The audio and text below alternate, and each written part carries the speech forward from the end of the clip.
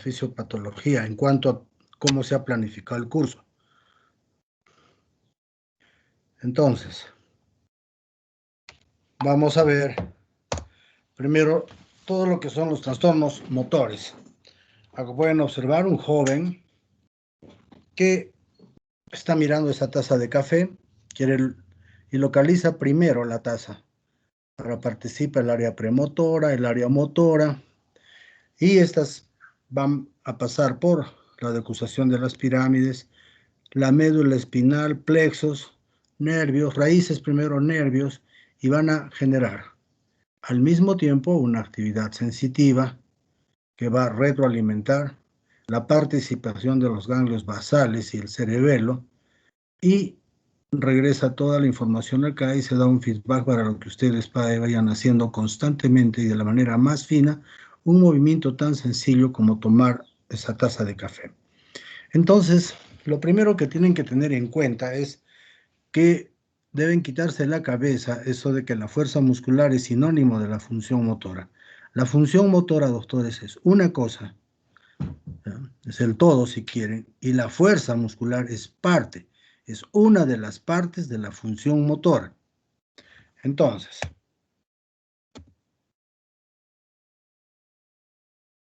la función motora ha sido tradicionalmente dividida, si quieren, en los síndromes de la primera neurona, de la segunda neurona, todo lo que son los trastornos del movimiento que antes se llamaban extrapiramidales y todo lo que es cerebelo. Entonces, este cuadro es para que recuerden, un problema motor puede ser consecuencia de un fenómeno vascular, por ejemplo, un infarto cerebral. Infartos vamos a hacer a la parte final de la clase ahora, pero puede ser también un problema inflamatorio, puede ser un problema tumoral, puede ser un trastorno degenerativo o desmielinizante como una esclerosis múltiple, un problema autoinmune o carencial o tóxico, metabólico, genético, hasta medicamentoso. Entonces, todos estos serían los orígenes, las causas, los motivos por el cual se sucede una alteración de la primera neurona. Entonces, para entender esto, tenemos que ver cómo son los síndromes de tipo motor. ¿Quiénes son vasculares? Infartos, hemorragias, malformaciones. ¿Qué trastornos infecciosos son los más frecuentes? De tipo viral, bacteriana, micótico, parasitario. O lesiones que ocupan espacio, los tumores, abscesos, granulomas, quistes. Las lesiones de tipo desmielinizante, la esclerosis múltiple, una neuritis óptica. Y trastornos neurodegenerativos, el Parkinson, el Huntington, la esclerosis lateral amiotrófica, la demencia. Entonces, estos son, en resumen, quienes van a originar un trastorno en la primera neurona. Entonces, vamos a tener que una lesión de la primera neurona, que también se llama la vía piramidal o la motoneurona central, que son términos que básicamente representan lo mismo, va a traer todo esto. Pero antes, recuerden que ustedes tienen acá el homúnculo motor y se van proyectando, se van juntando las fibras para llegar a la cápsula interna con una localización como está acá en el gráfico, cara, mano, brazo y pierna. Siguen bajando y a nivel del mesencéfalo los pares craneales empiezan a cruzar. Y una vez que han cruzado todos, a nivel ya abajo donde se sucede la decusación de la pirámide, todo el resto de las vías que van a ir a los brazos y a las piernas van a cruzar y van a inervar el lado contralateral de donde han partido las fibras motoras.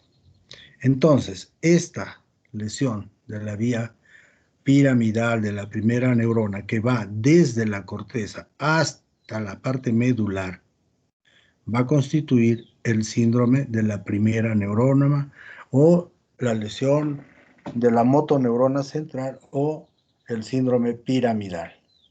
Entonces van a tener una afectación de lo que es lo motor. En consecuencia va a haber un trastorno motor que puede ser parcial o puede ser total.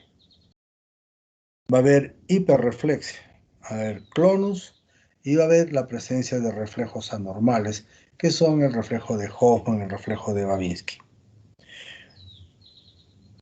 Va a haber ausencia de los reflejos normales y los cutáneos, por ejemplo, y van a aparecer los reflejos anormales. Por ejemplo, el reflejo plantar es cuando se estimula la planta del pie y los dedos van a flexionarse todos. Cuando hay una lesión de la primera neurona, esto va a alterarse, no va a haber reflejos plantares y lo que va a suceder van a ser sustituidos por los reflejos anormales, en este caso Babinski. Entonces, acá tienen corteza, subcortical, talámico, y acá pueden observar que va a haber trastornos motores siempre del mismo lado, cara, brazo y pierna, en este caso izquierdos, por lesiones derechas. Entonces se llama hemiparesia o hemiplegia cuando la disminución, que es paresia, o la ausencia, que es plejía, es de medio cuerpo. Cuadriparesia o cuadriplejía cuando son las cuatro extremidades. Paraparesia o paraplejía cuando son ambas extremidades inferiores. Bi o diplejía es cuando las extremidades afectadas son las inferiores y se habla de monoparesia o monoplejía cuando se afecta solamente una extremidad, que puede ser entonces la disminución o la ausencia de fuerza. Ahora, estas hemiparesias o hemiplejías tienen dos formas. La primera es la forma directa.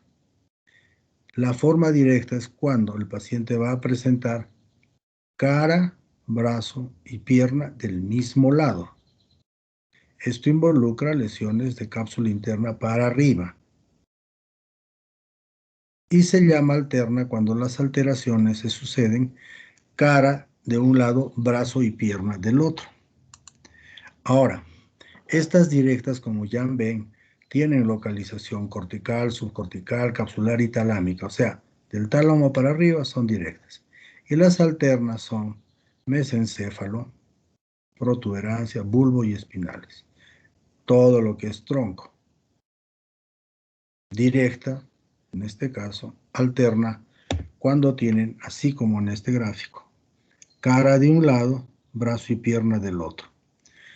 Entonces, esta es razón de la alternancia del compromiso en la cara y en las extremidades, es porque sencillamente acá ya el par craneal ha cruzado al otro lado.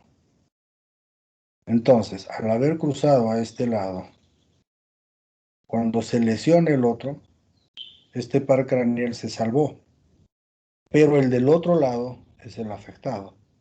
En consecuencia, se alterna cara y brazo y pierna del otro lado. Esto se ha descrito, todos estos síndromes que tienen una localización una localización en el tronco con clínica alterna. Y acá se describen todos los síndromes con su ubicación, con los signos del mismo lado y con los signos contralaterales. Entonces, aprender esto, doctores, resulta un poco complicado, pero lo que quiero que ustedes entiendan es que si la lesión es cara, brazo y pierna del mismo lado, deben pensar en un problema de cápsula interna para arriba. Y si la lesión es cara de un lado y brazo y pierna del otro, deben pensar en lo que es un síndrome alterno. Y no les voy a pedir que se graben dónde está la lesión, ni cuáles son los signos de un lado y contralaterales, sino simplemente ubíquense que eso es tronco. Nada más. Entonces, directo, cápsula interna para arriba. Alterno, tronco cerebral. Punto.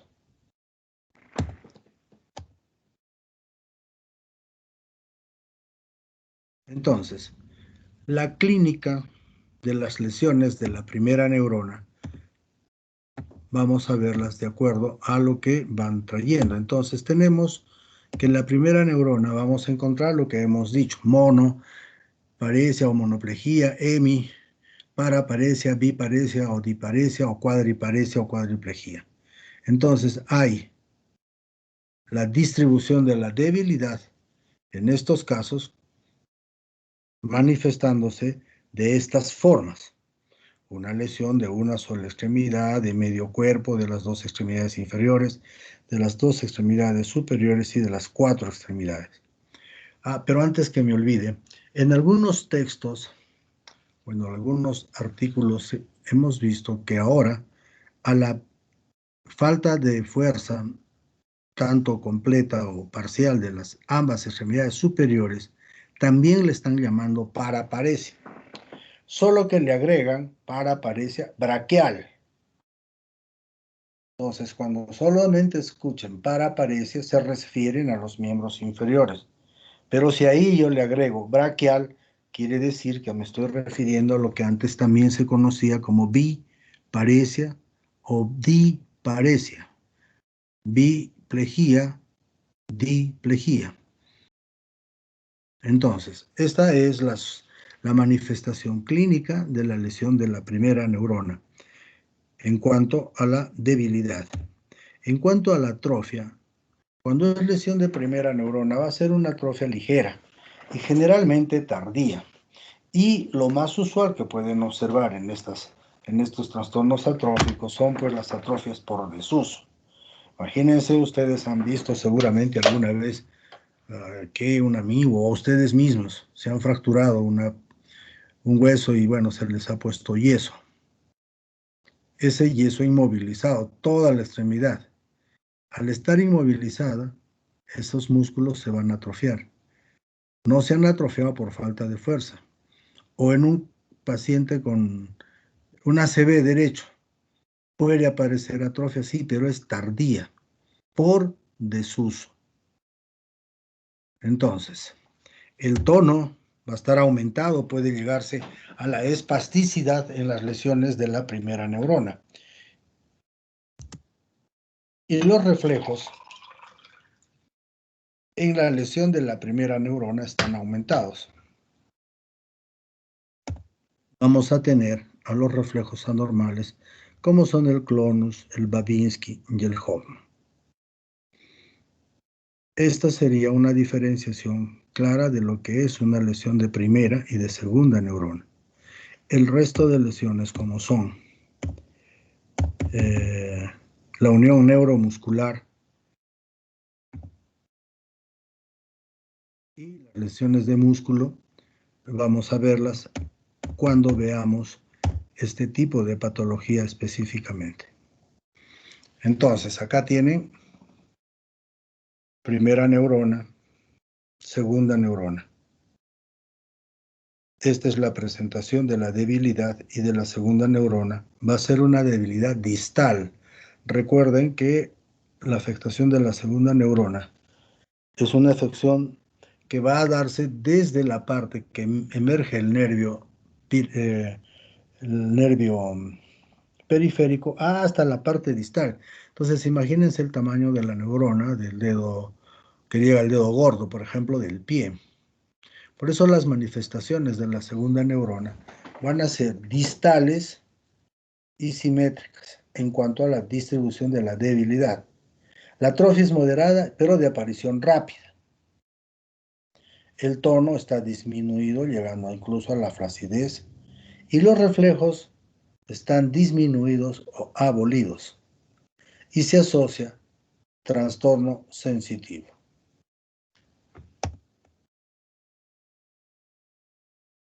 La debilidad muscular puede ser generalizada o puede ser localizada. Cuando la debilidad muscular es generalizada, hay que pensar en problemas de la unión neuromuscular, las miopatías, que son enfermedades del músculo, u otro grupo, como vamos a ver los ejemplos. ¿Quiénes pueden ser el origen de una debilidad muscular generalizada? Que pensemos en unión neuromuscular, botulismo, miastenia gravis con mayor frecuencia que el resto de patologías. Entonces, unión neuromuscular, piensen primero en miastenia gravis. En cuanto a las miopatías, estas pueden ser enfermedades del músculo de tipo inflamatoria, que son un montón, o de tipo metabólico. Y entre otros generalizados se encuentra el Guillain-Barré, los cuadros de narcolepsia o los ataques de caída.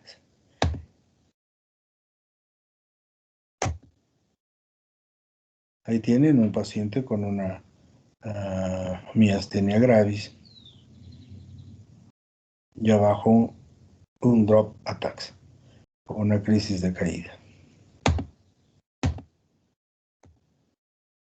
Entonces, la debilidad muscular, ya no generalizada, sino localizada, una extremidad, medio cuerpo o trastorno cefálico, tenemos a la monoplejía, sin atrofia, pensar en enfermedad cerebrovascular, esclerosis múltiple, tumores, infecciones.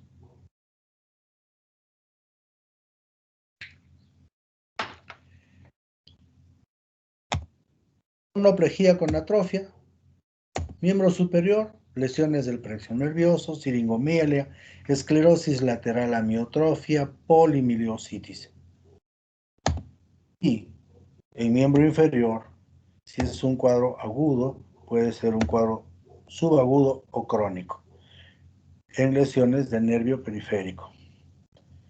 Pero cuando la parálisis no involucra más que una extremidad, sino músculos definidos, si son en extremidades hay que pensar en problemas de plexo, de raíz y de nervio periférico. Si son de territorio cefálico, pensar en diabetes, vasculitis, Guillain-Barré, miastenia.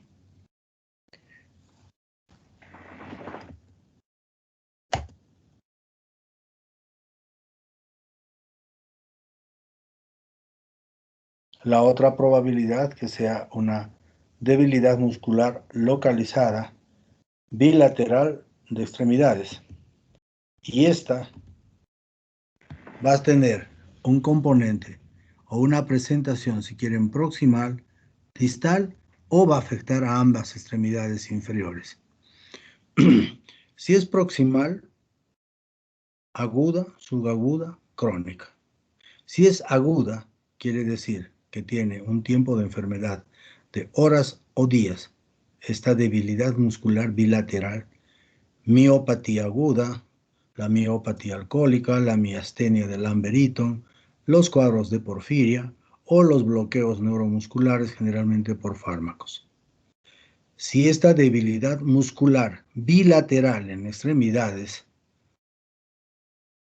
es proximal y es subaguda o crónica, que dure semanas o meses, la polimiositis, la dermatomiositis, las miopatías endocrino y los trastornos endocrinos y los trastornos metabólicos.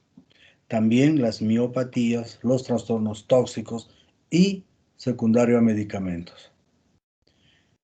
Debilidad muscular bilateral en extremidades, proximales pero de tipo crónico. Años. Las distrofias musculares, la miastenia gravis, la miopatía.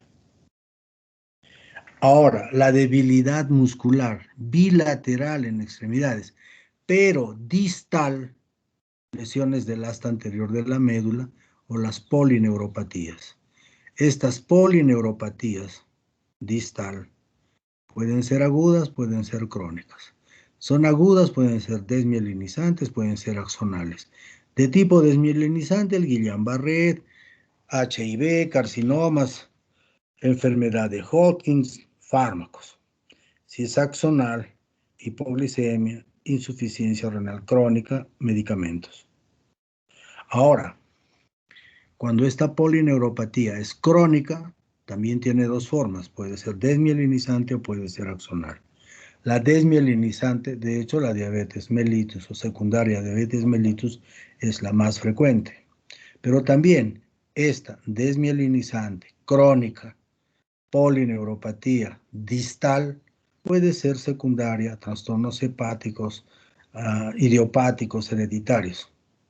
Y cuando es axonal, también diabetes, insuficiencia renal, hipoglicemia, déficit de B1, B6, de ácido fólico, carcinoma, linfomas, medicamentos o algunos tóxicos.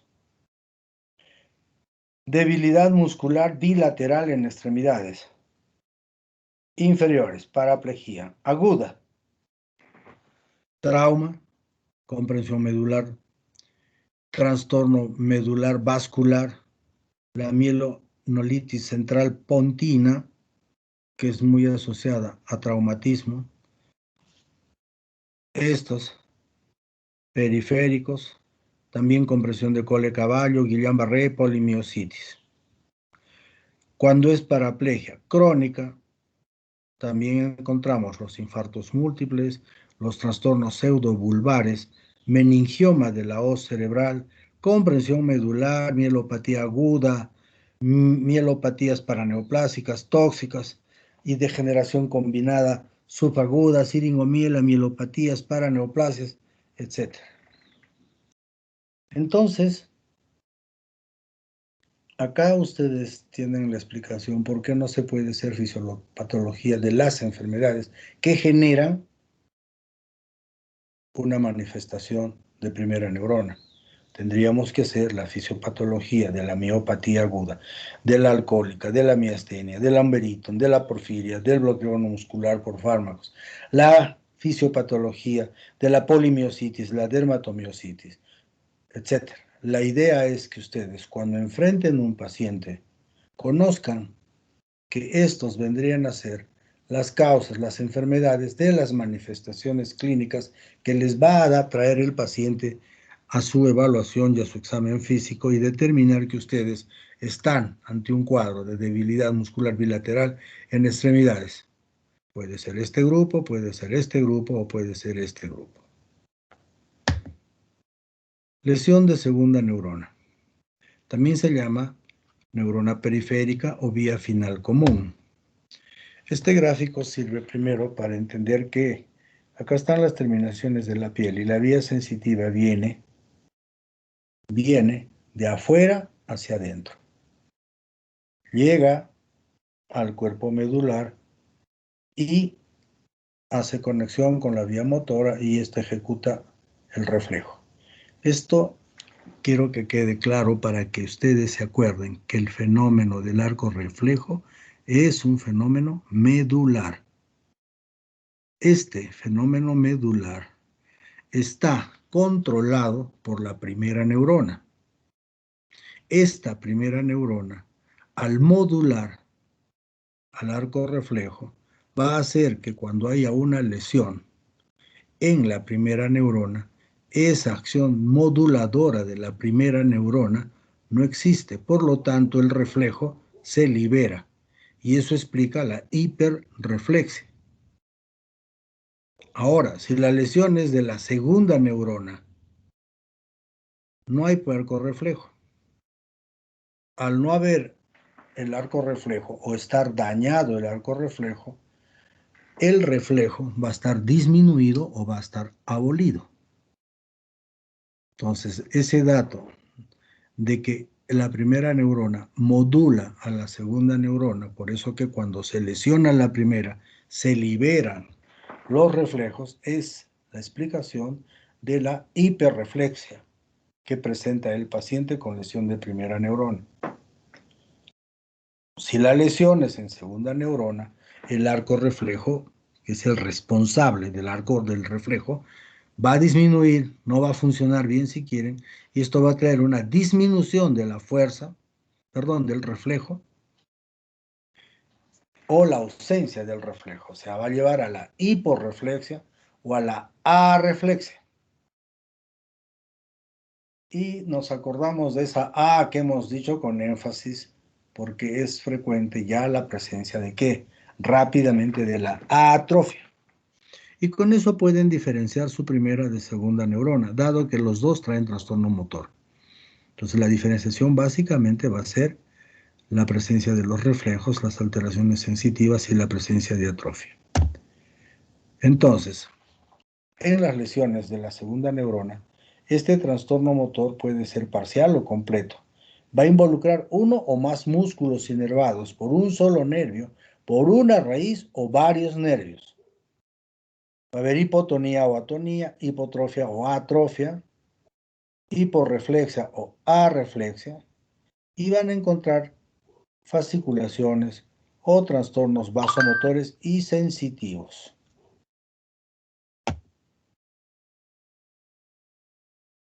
Entonces, ¿dónde van a estar las lesiones que van a generar estos cuadros? Van a ser lesiones que están en la neurona de los cuernos anteriores de la médula espinal, lesiones radiculares, o sea, raíces, lesiones del nervio periférico y lesiones del nervio craneano. Entonces, ejemplos de las lesiones de neuronas de cuernos anteriores de la médula.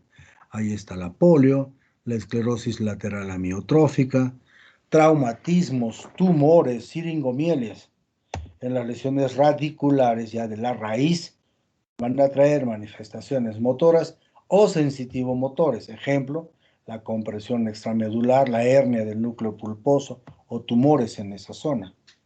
Lesiones del nervio periférico, ahí están las mononeuropatías simples, como el síndrome del túnel carpiano o una hernia del núcleo pulposo, o la afectación de varios nervios, como son las mononeuropatías múltiples, las polineuropatías o el Guillain-Barré. Este término de mononeuropatía múltiple es la afección de nervios periféricos como consecuencia de una sola enfermedad, pero que va a lesionar distintos nervios con clínica en distintos tiempos. Este mes se afecta tal nervio, 3 meses otro nervio, 6 meses otro nervio. Son varios nervios, pero es un solo cuadro el que lo produce. Ese fenómeno se le llama mononeuropatía múltiple, afección de varios nervios, pero como consecuencia de una sola enfermedad. Lesiones del nervio craneal, ahí van a tener las oftalmoplegias, que son trastornos de los músculos que van a mover el ojo. La parálisis de Bell, o sea, la lesión del séptimo par, y la neuralgia del trigémino. Entonces acá ustedes tienen un corte donde se puede observar el núcleo pulposo y la protrusión del disco del núcleo pulposo va a llegar hasta la raíz. Y al tocarla la raíz va a traer un cuadro doloroso, o sea, una manifestación sensitiva, va a traer un cuadro motor, o sea, se va a afectar los músculos inervados por este nervio y va a traer también un trastorno de los reflejos. Los reflejos que son responsabilidad de esta raíz van a disminuir. Entonces ustedes en su toma de datos tienen que tener en cuenta la distribución de cada raíz. Si el paciente se queja, por ejemplo, que tiene un dolor en toda la pierna, todita, tienen que pensar que será una lesión L1 más L2 más L3 más L4 más S1 más S2, o sea, todo. Y eso no es del todo probable cuando la lesión es de una sola raíz. Acá tendría que ser un problema, si todo le duele, un problema de neuropatía. Pero lo que observamos es que los pacientes llegan por un dolor lumbar. Y todo dolor lumbar, sin examinar, se somete a la resonancia magnética o a la tomografía. Y en este caso, acá a la derecha tienen ustedes una imagen donde se ve un disco normal.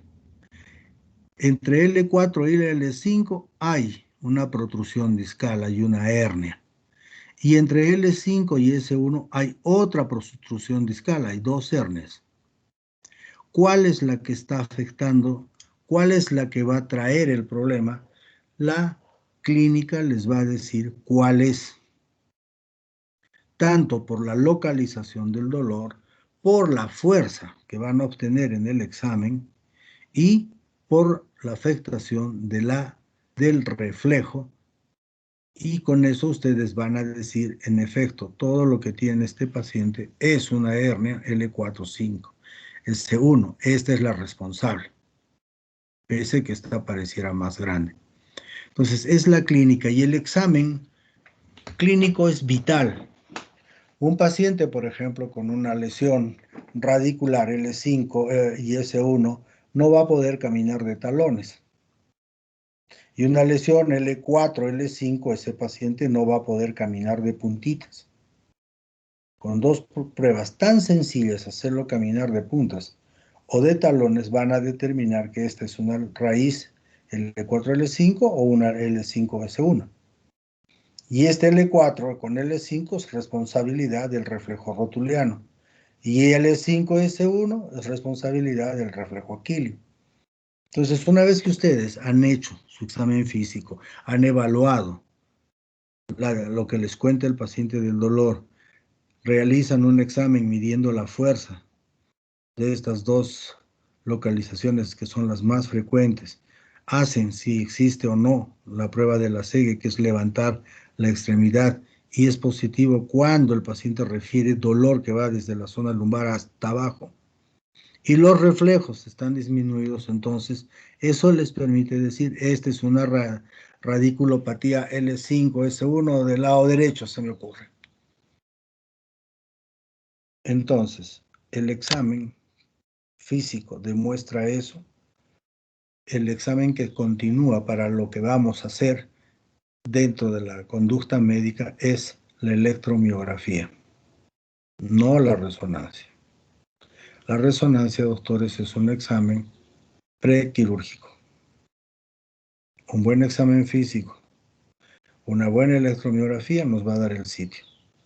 Pero a veces sucede al revés, el paciente viene interconsultado porque tiene hernias. Entonces, escuchen al paciente, pregunten más lo que el paciente tiene que lo que le han dicho al paciente. Entonces, hagan su historia con calma, pregunten características clínicas de lo que es la sensibilidad y la fuerza en cada caso, examinen a su paciente y ahí después que ya ustedes han examinado, dicen, bueno, para mí esta es una raíz L4, L5 en este paciente, por ejemplo. Ahí recién vean su resonancia y van a decir, esta es la que está trayendo la clínica o esta es la de la clínica. Ahí piden su electromiografía para confirmar que esta o esta son las que están generando la clínica, y el tratamiento generalmente es ahora a cargo de los colegas de medicina física, quienes realizan terapias de tracción asociado al uso de medicamentos como son pregabalina, gabapentina, carbamazepina, pero principalmente los dos primeros que se han nombrado. Acá tienen la lesión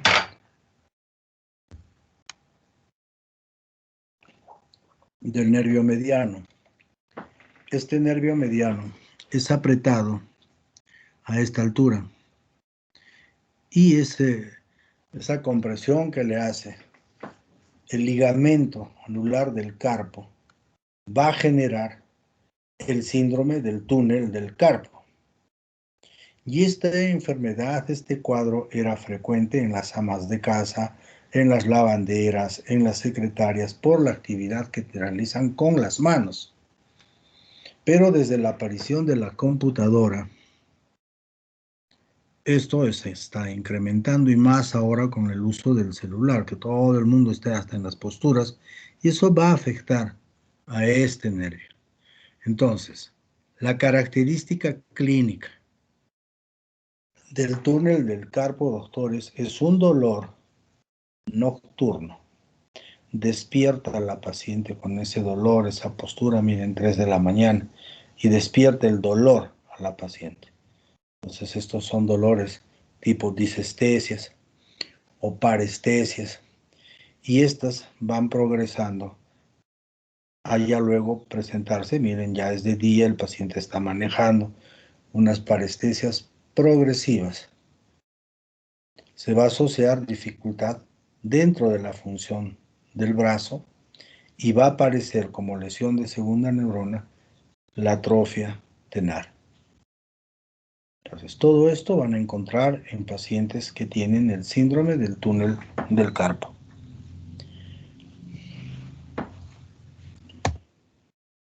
Acá tienen lesiones del nervio radial. Aparte de los fenómenos traumáticos que va a generar una fractura, por ejemplo, lo que se observa más dentro de la patología del neurólogo son estas, que se llaman la parálisis del borrachito o del ebrio. Se toma sus tragos y se queda dormido ahí. La parte esta de la silla aprieta toda la zona por donde va a salir el radial, lo comprime y lo daña. Esta parálisis del nervio radial también se le llama la parálisis de la luna de miel, porque el esposo se duerme con la cabeza de la esposa en su brazo y la cabeza va a apretar al nervio radial y al día siguiente el paciente va a amanecer con la mano caída. Parálisis del séptimo par. Ahí tienen una parálisis de Bell. En este caso, pueden observar claramente que el surco nasogeniano del lado derecho, está bien formado. El lado sano, que es este derecho, jala al lado enfermo. El surco nasogeniano, acá está borrado. El nivel del labio está hacia abajo, está caído, y no puede cerrar el ojo.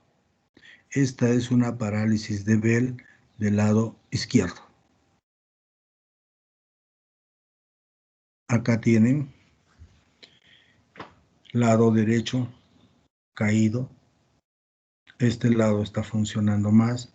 Esta es una lesión del otro par, pero con mucho más tiempo. Acá pueden observar que el ojo izquierdo no lo cierra bien. El surco nasogeniano está completo a este lado, con una buena oclusión de su ojo y la caída de ambos labios, o sea, de la comisura labial del lado izquierdo en relación al lado derecho está más abajo, parálisis facial izquierda. Y acá pueden observar que la secuela que le ha dejado a esta actriz, si bien es mínima, pueden ver que este ojo está, el párpado, la apertura ocular está disminuida, este surco nasogeniano está más borrado que en el lado derecho. Entonces, ¿qué cosa debe a ustedes hacerle pensar que esta es una parálisis periférica del séptimo par? Porque pueden tener parálisis del séptimo par, pero centrales. Primero, que el ojo no cierra. Y esto no se olviden. Si no cierra el ojo, apuesten que es periférico. Si el ojo del lado afectado se cayó el párpado, eso es central. Ahí pueden observar entonces la parálisis facial, que es un problema viral, siendo el virus más identificado, el virus del herpes zóster, quien va a iniciarse primeramente como el virus de la varicela, se queda ahí, luego muta y va a encontrar la oportunidad de tomar al nervio o generar un cuadro herpético en piel en cualquier parte. Y recuerden de este gráfico que el facial tiene que aparecer después de haber atravesado todo el petroso del temporal. En consecuencia, cuando el virus afecta al nervio, el nervio se va a inflamar. Y al inflamarse, va a aumentar de volumen. Pero el conducto por donde va a pasar el nervio no va a aumentar de volumen. En consecuencia, ese nervio se va a estrangular a sí mismo y al estrangularse dentro de la cavidad, dentro del túnel que tiene que pasar, se estrangula, cesa la función, parálisis.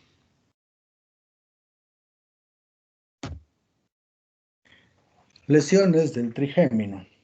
El trigémino es un nervio mixto, es un nervio sensitivo principalmente y tiene una rama que va hacia los maceteros. Y los maceteros son los músculos más fuertes que tenemos, porque son encargados de todo lo que es nuestra masticación. O sea, músculo más fuerte que es en un organismo de nosotros no existe. Entonces, acá, séptimo par, quinto par.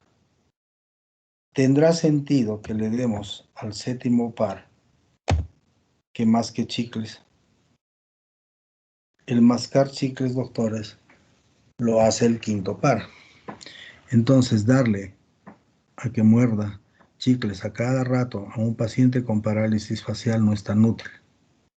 Y la característica de la otra parte, o sea, del trigémino, que tiene 3 ramas, es la presencia de un dolor, la neuralgia del trigémino, sumamente intenso, localizada principalmente en la rama media, luego sigue esta, la inferior y luego la superior, de un dolor intenso, de corta duración y cuya frecuencia puede llegar hasta 30, 40 en un día. Puede llegar a que el paciente les diga, el viento choca con mi cara y el dolor se dispara. No puedo comer nada helado ni nada caliente porque también el dolor es intenso. Entonces, buscar la duración del dolor suele durar menos de 1 minuto. La frecuencia y la localización. ¿En qué parte sería para decir este es una lesión de tal rama del nervio trigémino de tal lado? Muy bien. Entonces, hasta acá tenemos todo lo que es primera neurona y ahora vamos a ver, segunda neurona, los trastornos del movimiento. Estos trastornos fueron los que antes se llamaban los trastornos extrapiramidales. O sea, todo lo que está fuera de la función de la vía piramidal.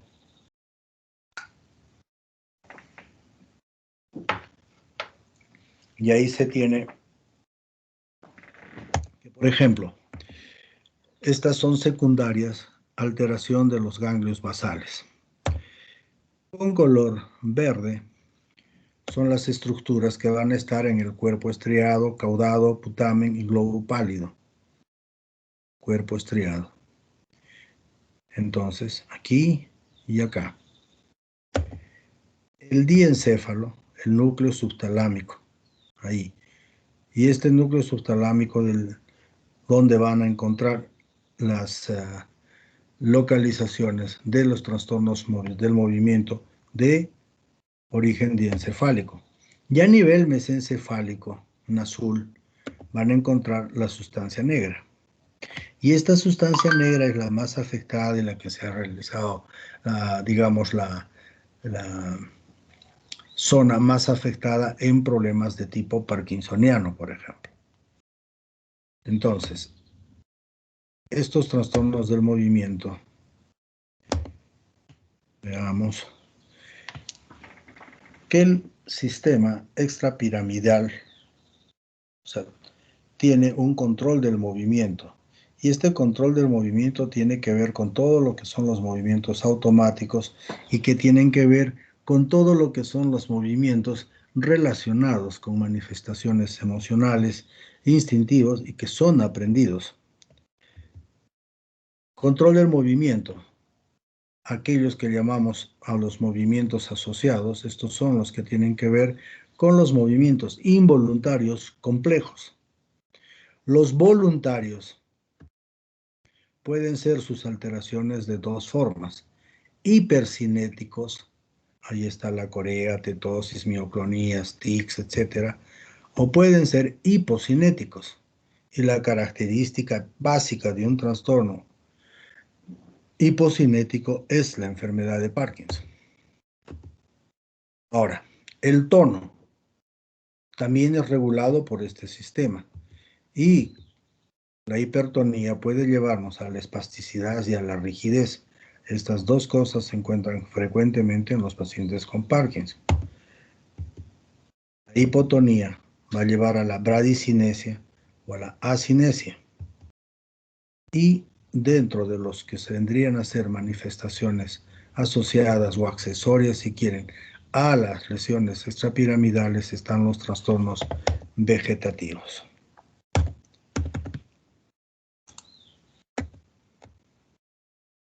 Estos son trastornos como la vasoactiva, o sea, los trastornos, sobre todo, lo que más van a dar es la cialorrea y la sudoración. Estos trastornos del movimiento, para que vean dentro de lo que es la velocidad del movimiento, los hipocinéticos, o sea, los que tienen lentitud de movimiento, está la enfermedad de Parkinson, el parkinsonismo secundario a algo, y el grupo de Parkinson Plus, que un tiempo lo retiraron y luego lo han vuelto a poner como un título más. Son todos los cuadros que tienen una clínica parkinsoniana, pero asociada a manifestaciones evidentes de otras vías largas, llámese motoras o sensitivas. Estos cuadros de Parkinson Plus son un montón, son más de 30, creo. Acá serían secundarios generalmente a medicación o a lesiones vasculares pequeñas en las zonas de los ganglios basales. Y la enfermedad de Parkinson, que ya vamos a verla de manera más extensa cuando hagamos trastornos extrapiramidales como una sola clase. Y los hipercinéticos están la corea, atetosis, balismo, caticia, distonías, los temblores, los tics, el espasmo hemifacial, las mioclonías. Todos estos trastornos hipercinéticos también pueden ser encontrados en distintas enfermedades. Puede haber mioclonías en la epilepsia, puede haber tics de distintos tipos, puede haber temblores parkinsonianos o temblores de tipo esencial. Esto les pongo porque deben saber diferenciar, por ejemplo, cómo es el temblor en la enfermedad de Parkinson y este temblor a qué se refiere. Por ejemplo, el temblor en la enfermedad de Parkinson es un temblor de reposo. El paciente está sentado mirando su fútbol cuando se dan cuenta que la extremidad superior derecha está moviéndose, la manito se está moviendo. En cambio, el mismo paciente está moviendo, va a agarrar el control remoto y el temblor desaparece.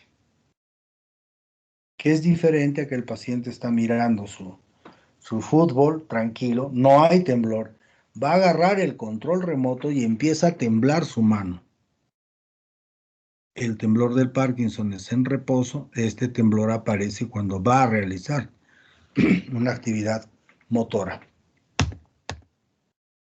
Muy bien.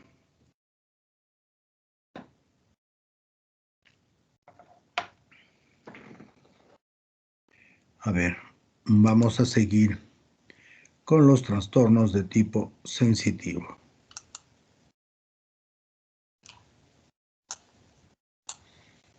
¿Se ve?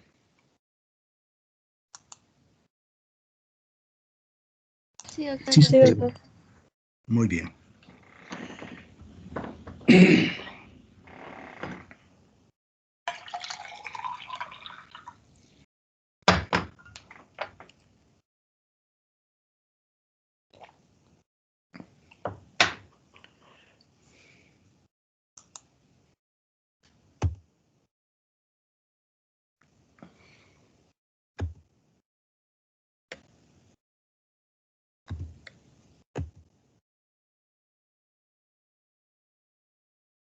Ahí tiene las localizaciones. Y vamos a ver primero del tracto espino talámico lateral. Espino ya viene de médula, llega al tálamo y luego va a llegar a la corteza. Entonces, las vías sensitivas, doctores, van de afuera hacia adentro. Las vías motoras van de la corteza hacia afuera. Sensibilidad de afuera hacia arriba. Entonces, tienen una primera neurona que está acá, y esta vía que tiene que ver con el dolor y la temperatura decusa en el mismo segmento medular y por el tracto espinotalámico lateral sube. Pasa el bulbo, pasa el mesencéfalo y llega al tálamo. A nivel del tálamo se suceden una serie de fenómenos en los cuales el tálamo primero va a discriminar la sensibilidad que está viniendo.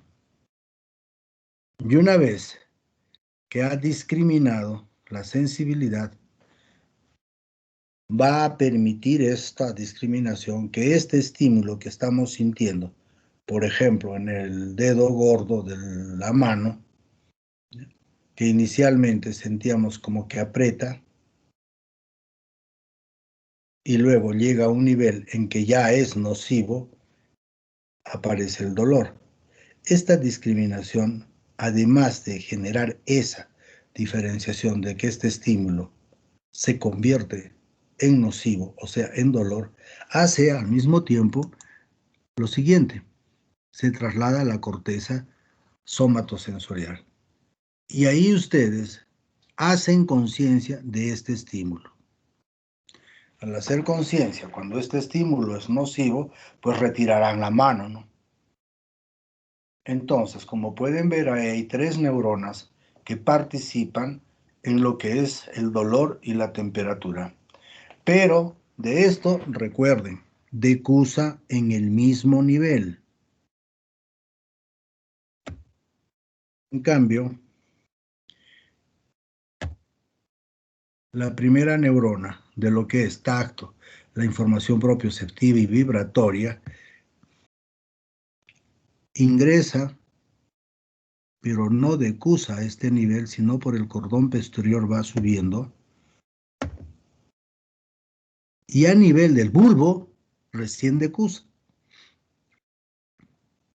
Y va a llegar al tálamo, y del tálamo va a llegar a la corteza, donde ustedes hacen conciencia de esa información que trae la sensibilidad que tiene que ver con tacto, propiocepción y la vibración, o sea, la sensibilidad profunda. La anterior que hemos visto vendría a ser la sensibilidad superficial. Entonces, todo el segmento medular, que acá pareciera chiquito, pero imagínense desde el tronco hasta L2, todo ese tronco, lo que es la información profunda va por el mismo lado.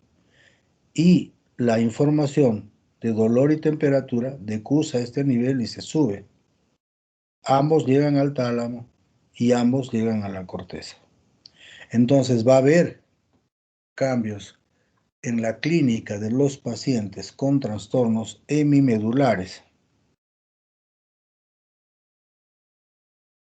Si la lesión está acá, por ejemplo, digamos, hagamos de cuenta que este es D8. Toda la información de D8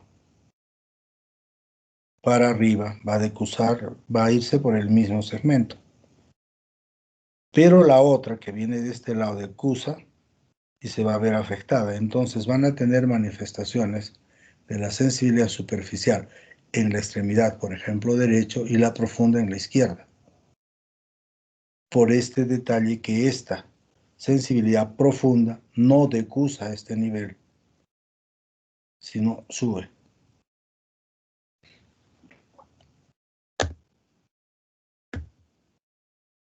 Acá tienen un poco más. Fíjense la vía roja. Cruza al mismo nivel, espinotalámico lateral, llega al tálamo, corteza. Y fíjense la profunda. No cruza, sigue, sigue, sigue. Y acá arriba recién cruza. Tálamo, ahí. Entonces, si tenemos, por ejemplo, una lesión acá, va a afectar las vías que van a venir de este lado. Se obstruye acá. Se corta la información y el paciente no va a tener conciencia de esta parte. Pero como esto está cortado, la vía profunda se está yendo por el otro lado. Y esta sí va a llegar. Entonces la información de la sensibilidad profunda de este lado va a estar conservada. Pero como este lado se ha alterado y la sensibilidad profunda de este lado se afectó porque no cruzó, llega a este lado y está ausente. Entonces, esto de lo que es la sensibilidad, acuérdense que en lesiones hemimedulares van a encontrar eso. No son frecuentes las lesiones hemimedulares. Lo más frecuente es el compromiso de toda la médula, ¿ya? O tumores que van a tomar distintos sitios.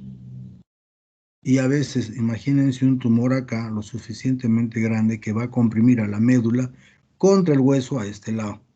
Entonces van a aparecer manifestaciones de tipo tanto motor o sensitivo, con un nivel de localización, pero pueden aparecer o manifestarse de distinta manera, precisamente porque unas cruza, la otra no cruza.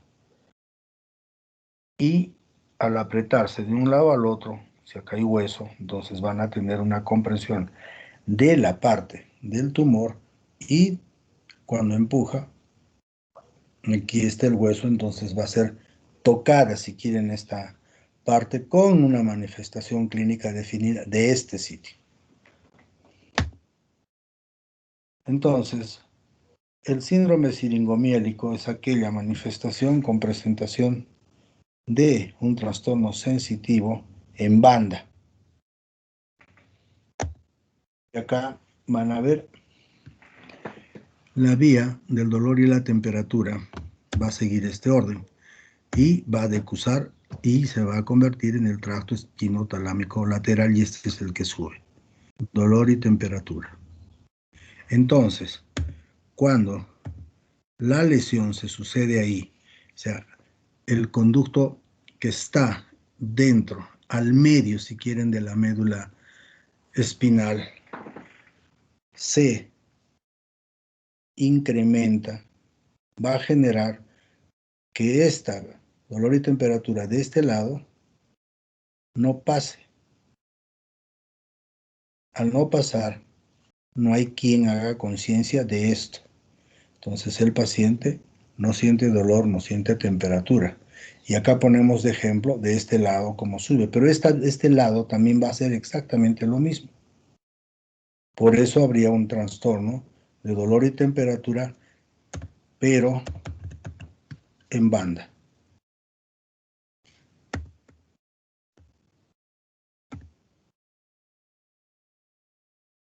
Siringomielia entonces es una lesión en o alrededor del canal central de la médula, que es lo que han visto en el gráfico.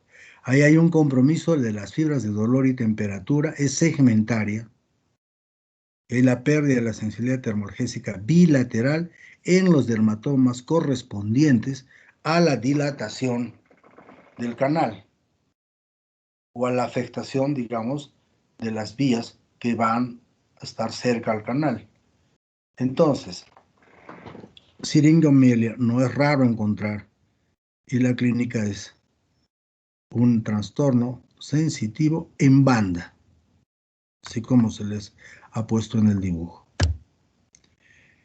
Lesiones de la columna dorsal. Fíjense una lesión acá. Va a traer una disminución o pérdida del sentido de la vibración, sentido de la posición, discriminación de 2 puntos y trastornos del tacto profundo, porque se va a afectar las vías por donde van a ir la sensibilidad profunda. pero del mismo lado. ¿Por qué? Porque no cruzó. Esta no cruza, cruza arriba.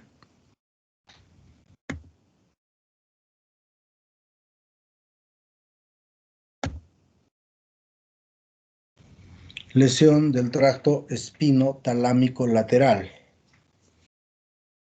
Todo eso. Ahí van a tener sensibilidad térmica afectada, la dolorosa también, es contralateral a la lesión porque decusa. Y todas las manifestaciones, estas se van a dar por debajo de la lesión. La hemisección medular o el síndrome de Brown-Séquard tiene signos del mismo lado y signos contralaterales. Signos del mismo lado de la hemisección medular, va a haber un trastorno motor, o sea, un síndrome piramidal, porque por ahí está bajando la vía piramidal, y tienen una alteración de la neurona motor inferior, porque también de ese segmento parte la vía motora, la segunda neurona.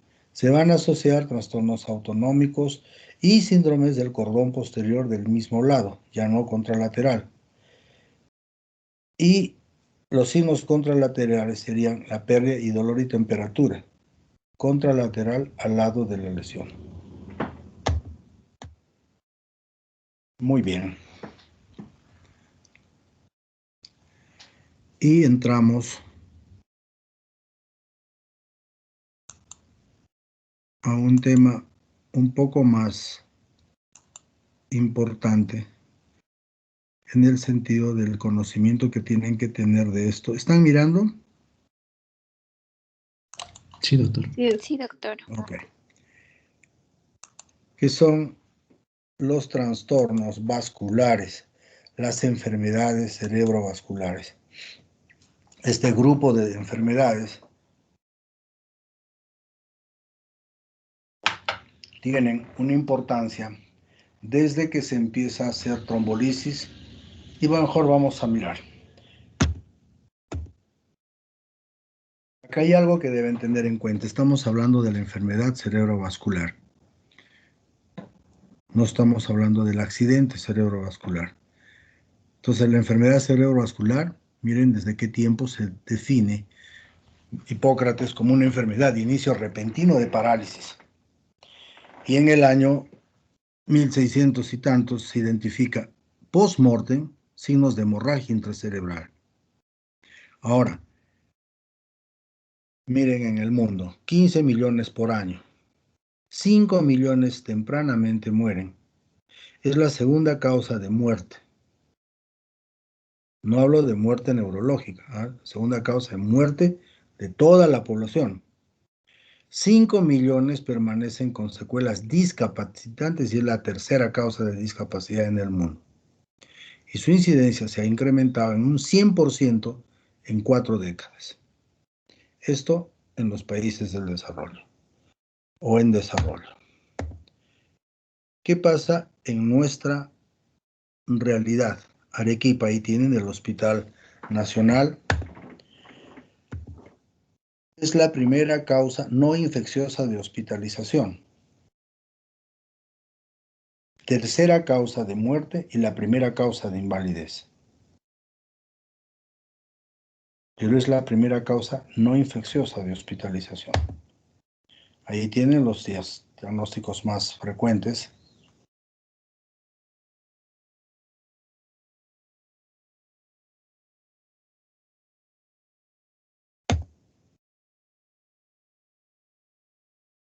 Miren,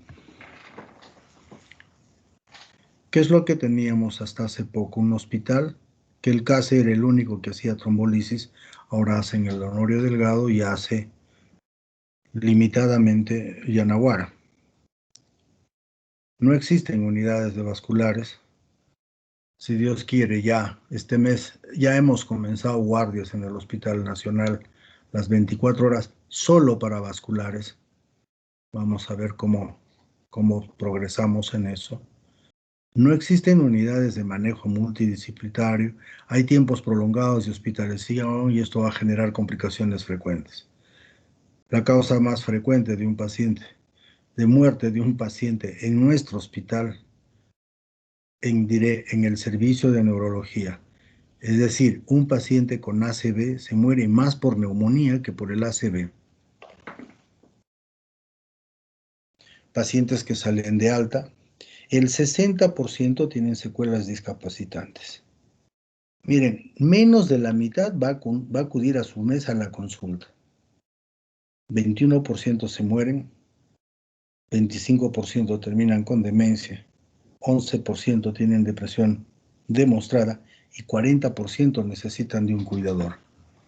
Esa es la realidad en Arequipa. Entonces, hemos convertido al ACV en una enfermedad desatendida y olvidada, es cierto. ¿Por qué? Porque sencillamente no le han dado la trascendencia que debería tener nuestras autoridades. Esperemos que ahora, no por cambio de gobierno, esto lo venimos peleando hace años, pero bueno, dadas ciertas circunstancias, ya contamos con el inicio de la que podría ser nuestra primera unidad de vasculares desde este mes. Y van a ver por qué la importancia de eso. Entonces, ¿qué es la enfermedad cerebrovascular? Esto que están viendo es lo que en Estados Unidos, lo que en otros sitios se ha hecho, y creo que, y esta es pregunta de examen, por favor, me interesa que sepan esto. Y por eso se las voy a poner en el examen y les estoy diciendo que estudien eso, les voy a preguntar en el examen eso.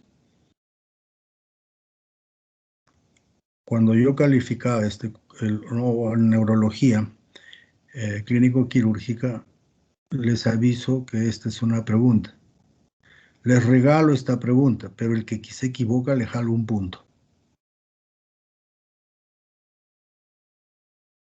Entonces, estas son 5 cosas en las cuales hasta canciones tienen, ¿no? Si tu abuelito tiene debilidad o adormecimiento en un lado del cuerpo, o dificultades de visión en uno o en ambos ojos, o tiene dificultad para hablar o entender, o hay un dolor de cabeza más intenso de lo habitual, o hay vértigo o inestabilidad, tienes que pensar en ACV. Entonces, ¿por qué es importante ahora esto? Porque sencillamente ahora sí podemos ofrecer un tratamiento. Cuando era estudiante, cuando ella era neurólogo, acá venía el ACV, lo único que podía hacer el neurólogo es hacer un bonito diagnóstico diciendo este es de tal arteria y es una ACV y listo, tenías tomografía, tenías todo. Entonces era penoso el no hacer nada. Y con el tiempo las cosas han cambiado. Bueno, regresemos a la ACV. No se olviden, aprendan eso. Son 5 puntos para pensar en ACV. Entonces, ahora, ¿qué sucedería? Ustedes tienen un familiar que tiene uno de estos. Si tiene 2, con mayor razón, llevarlo inmediatamente al Hospital Nacional. El Hospital Nacional ya tiene un neurólogo esperándolo. Si pensaron en ACV y resultó que este vértigo es un vértigo postural, te lo devolvemos con diagnóstico. Pero si lo mandaste, si es un ACV, es probable que le hayas salvado su vida y es probable que has arreglado la vida de ese paciente y de la familia de ese paciente que va a estar sin secuelas. ¿Qué cosa es la enfermedad cerebrovascular? Es una disfunción cerebral de origen vascular que tiene inicio agudo y esta disfunción puede estar afectando al territorio anterior o carotidio o al territorio posterior o vértebro-basilar. Este inicio agudo puede tener un curso estacionario, puede ser que tenga una evolución regresiva, que puede ser parcial o que puede ser completa, o puede tener un curso progresivo. Entonces, la característica de esto es que tiene un inicio agudo. Este trastorno corresponde o acá o acá. Y esto lo van a observar en función desde el momento que empezó el cuadro y cómo va en las horas o en los días máximo que tiene este evento. Entonces acá tienen ustedes la cara lateral izquierda con las arterias, la cerebral anterior, que es la que se va a toda esta parte, la carótida interna, la arteria cerebral media. La parte inferior. Acá tienen ustedes, acuérdense, la arteria vertebral, una a cada lado. Se juntan y dan el tronco de la basilar o la arteria basilar. Esta arteria basilar, miren, va a irrigar tronco a ambos lados. Se va a dividir y van a dar las comunicantes posteriores. Y una de estas van a la célula cerebral posterior, cerebral media anterior, comunicante posterior, y acá tienen el polígono de Willis. Cerebral anterior, cerebral media, cerebral posterior.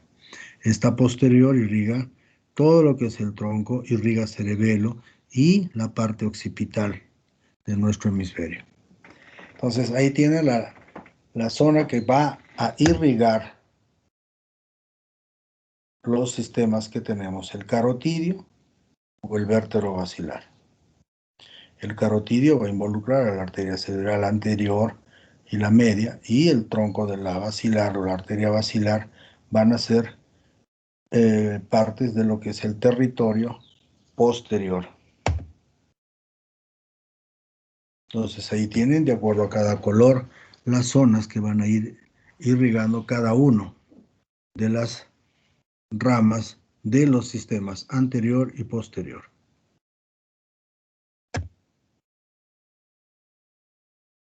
Entonces, el ACV puede ser isquémico, puede ser hemorrágico. El ACV isquémico tiene el ataque isquémico transitorio, ahí el déficit isquémico reversible, el infarto con déficit menor, el infarto progresivo. Son términos que se han ido usando y que han ido cambiando también.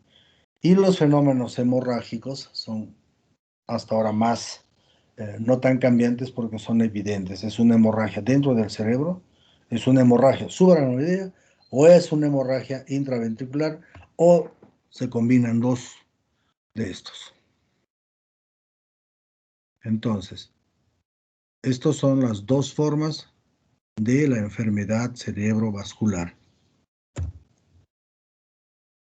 Entonces nos vamos a la parte isquémica primero.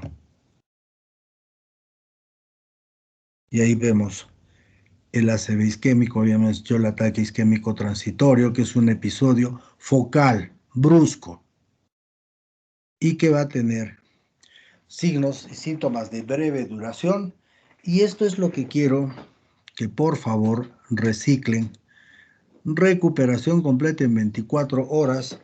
Ese concepto que hasta ahora se sigue manejando, deben eliminarlo y deben ponérselo recuperación completa en menos de 1 hora. Ya no 24 horas.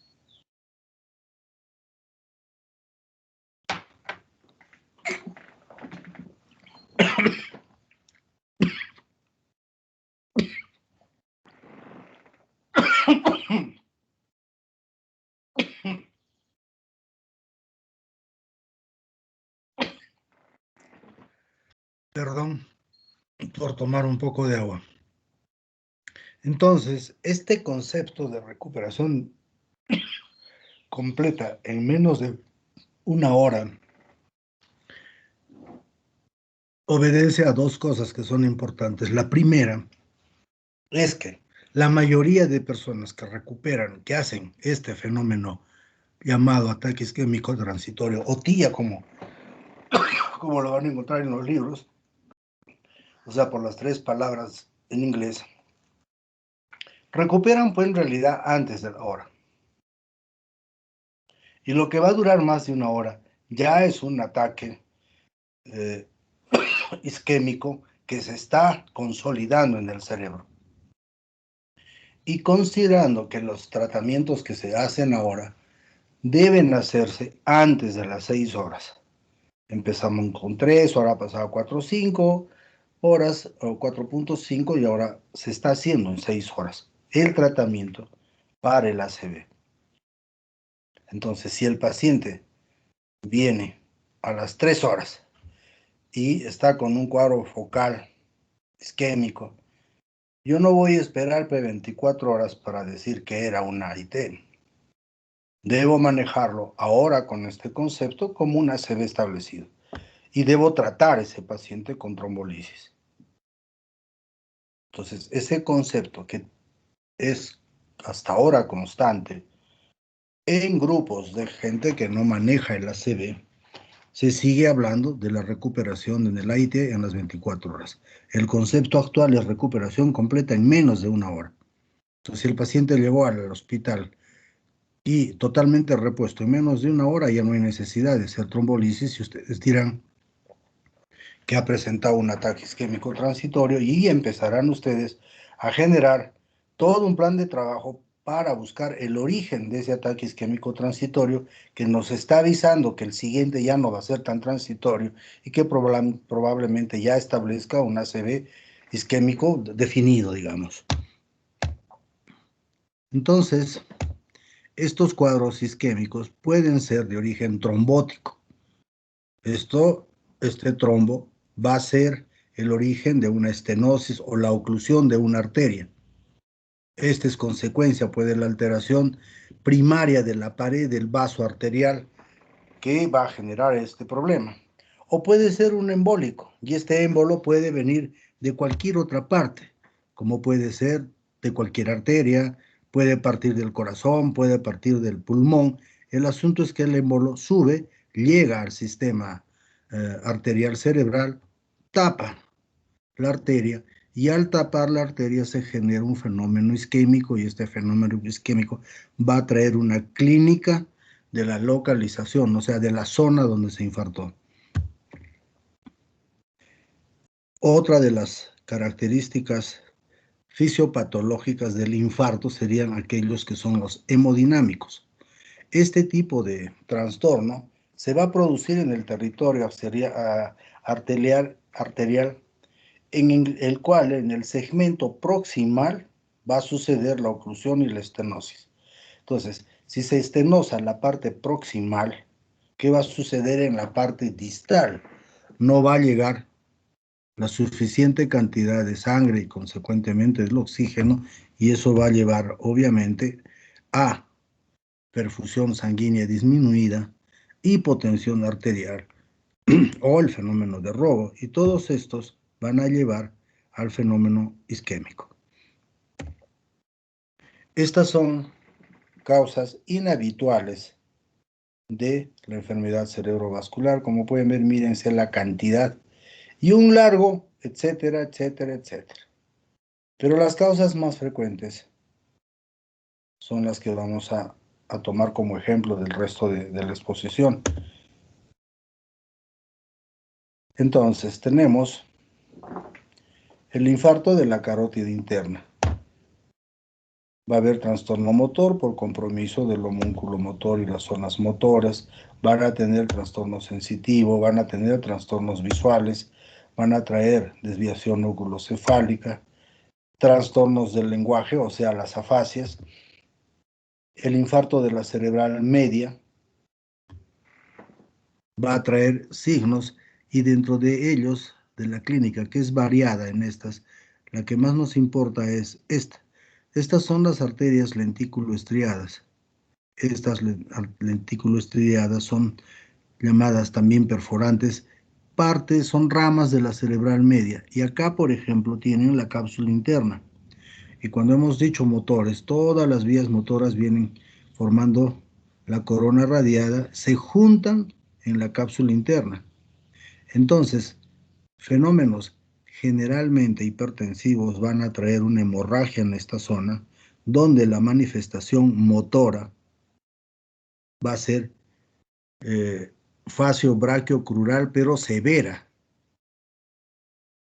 Van a tener un paciente hemipléjico algunos le llaman puro, o sea, una hemiplegia severa, pero con preservación de la actividad cortical. Y estas manifestaciones son generalmente secundarias a trastornos hipertensivos. Acá tienen un infarto de la cerebral media. Este es un paciente que tenía 60 y tantos años que presenta un trastorno de tipo motor y de lenguaje. Tenía un déficit motor derecho y su lenguaje estaba afectado, era un paciente afásico, repetía una cosa por otra, no encontraba la palabra, no entendía lo que se le decía y cuando quería explicar algo, era una ensalada de palabras. Entonces fue inmediatamente llevado al tomógrafo, ya tenía sus horas el paciente y esta es la tomografía que se envía y no se evidencia aparentemente nada.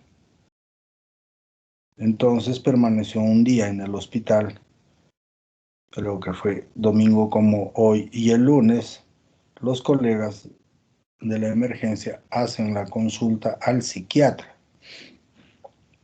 porque el paciente aparentaba por esa forma que tenía de hablar, decían que parecía que se hacía y que se hacía el confuso, y si se hacía el confuso y tenía déficit motor derecho, era porque se estaba haciendo. Entonces el psiquiatra va, lo evalúa e inmediatamente dice, esto no es nuestro, esto no es psiquiátrico. Y el martes hacen la interconsulta neurología y fíjense, el mismo paciente ya tenía toda la cerebral media afectada, con partes que ya tenía compromiso hemorrágico, o sea, conversión hemorrágica. Revisando la primera placa ya se puede observar, por ejemplo, fíjense las circunvoluciones acá ya no hay. Ya se podía observar algo grande, ¿no?, que no está acá. Entonces, este es un infarto de la cerebral media. Infarto de la cerebral anterior les va a traer debilidad de la pierna contralateral. Por esto, acá está el homúnculo motor y ahí está la pierna. Desviación oculocefálica, incontinencia urinaria, reflejos de liberación frontal, todo esto es cerebral anterior, trastornos conductuales, apatías. Y el infarto vértebrovascular va a traer manifestaciones bilaterales. Las de la carótida son contralaterales o son unilaterales. Entonces, estos trastornos vértebrovasculares, parálisis ipsilateral del par craneal con déficit motorio sensitivo contralateral, lo que decíamos una hemiplegia alterna. Alteración de los movimientos conjugados de los ojos, puede haber síndrome cerebeloso o alteración aislada del campo visual. Se alteró la parte esta occipital y vamos a tener trastornos como son las hemianopsias. Todos estos son manifestaciones del compromiso vascular de la zona que va a irrigar el sistema vértebrovascular, que es tronco, cerebelo y la parte occipital. Ahí pueden observar nuevamente su polígono de Willis.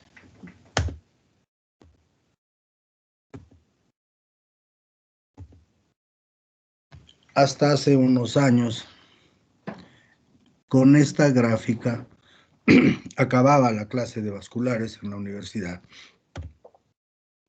Y si se dan cuenta, el manejo de la enfermedad cerebrovascular era el no hacer lo que se hacía. Estos pacientes llegaban con presiones elevadas y nunca se preguntaba cuál era la presión normal de este paciente.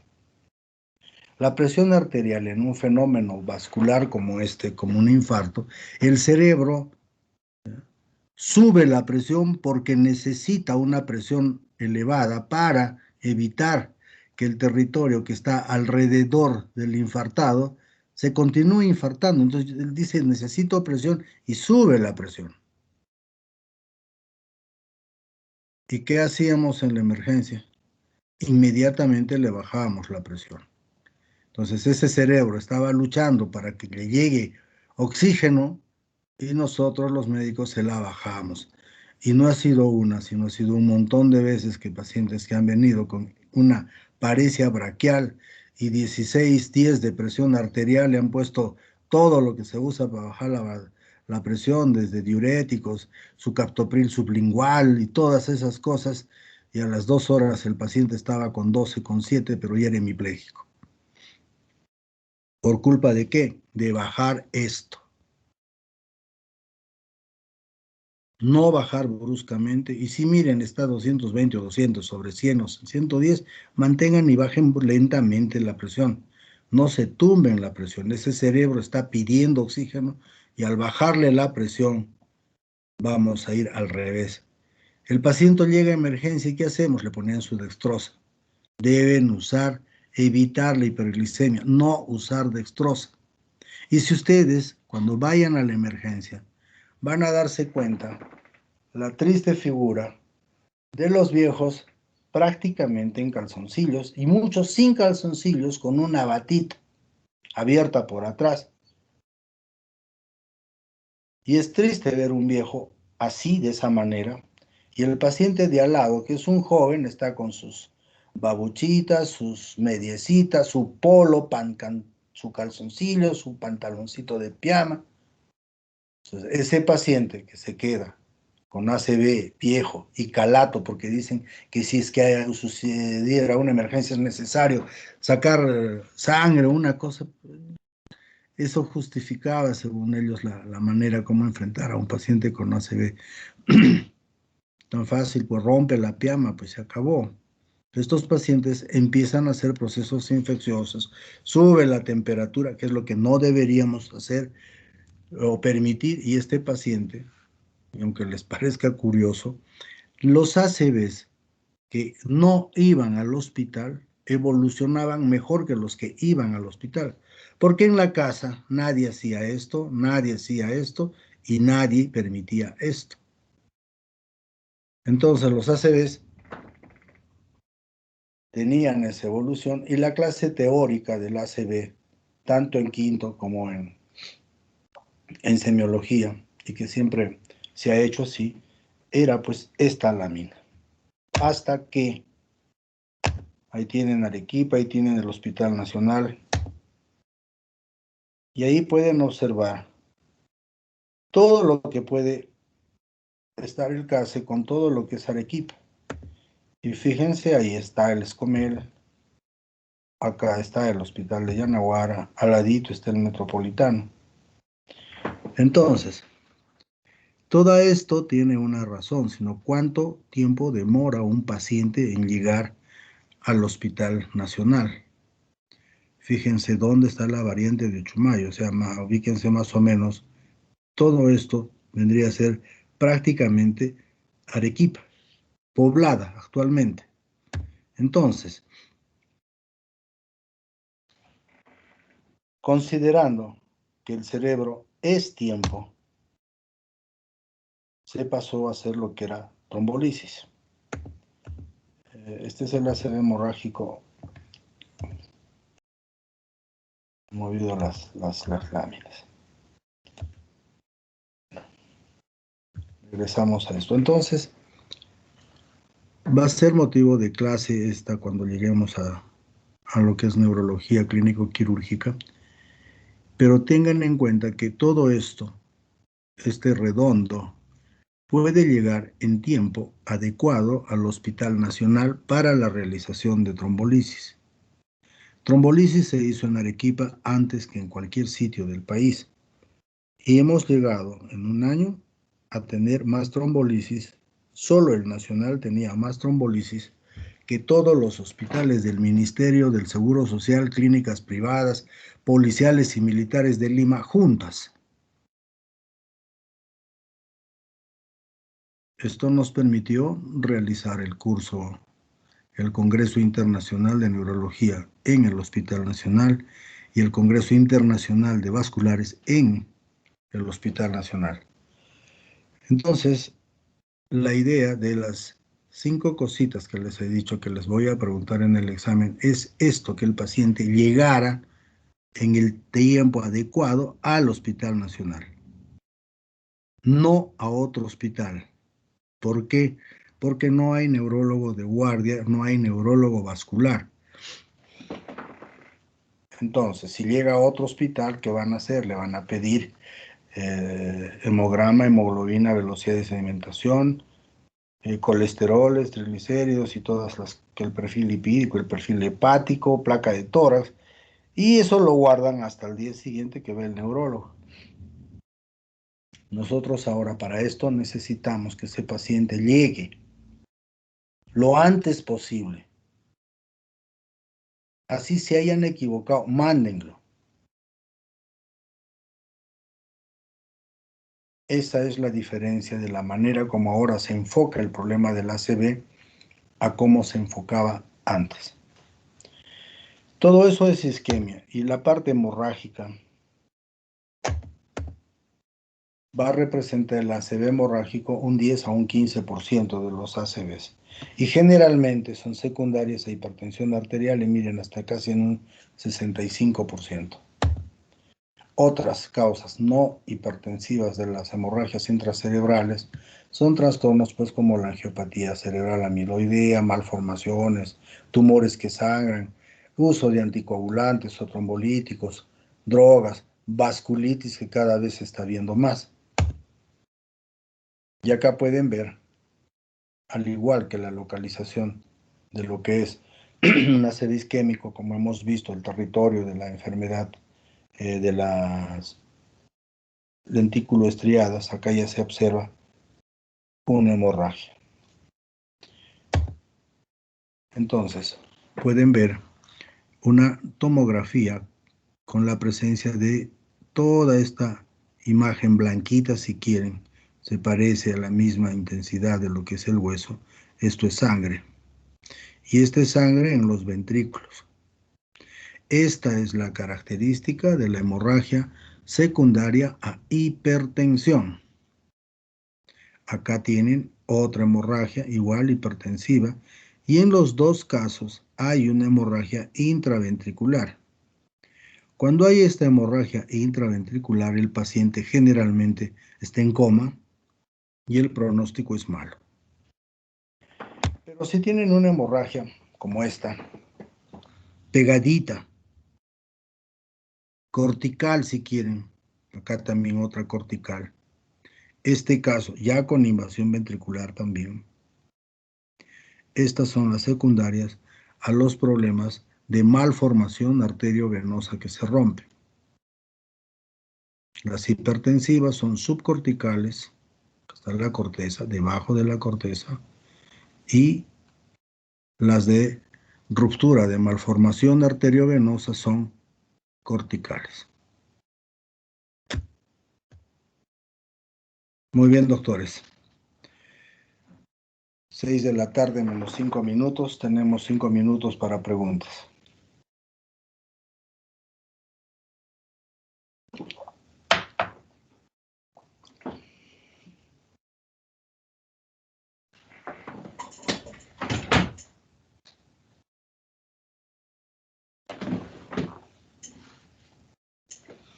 Bueno, doctores, ojalá que esto les sirva.